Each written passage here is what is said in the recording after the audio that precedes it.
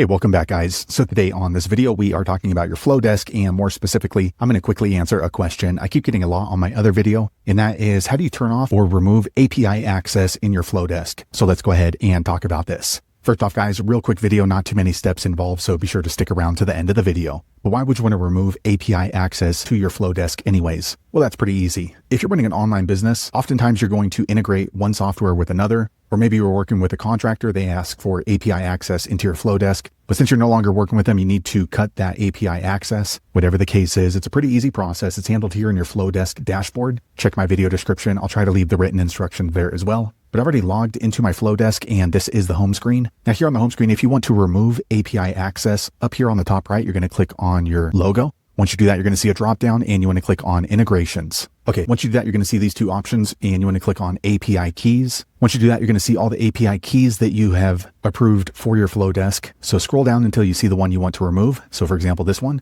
and off to the right, you're going to click on these three dots. Once you click there, you're going to click on the red remove button. Once you do that, you're going to get a warning that any application that you gave API access to with this key will no longer be able to access your Flodesk. If you're okay with that, click on the red remove API key. Quick second later, the page refreshes, and down here you can see API key removed. So now if I want to give that application or that group API access again, I'll need to come back in here and create a new API key. So there you have it guys. If you're wondering how to remove or delete API access in your Flodesk account, that's the easiest way I know how to do it. If you know an easier way, be sure to leave a comment below. Let the rest of us know how you did it. Hopefully you found that video useful. If so, click thumbs up or maybe consider subscribing to my channel, and I hope to see you on the next video. Thanks again for watching.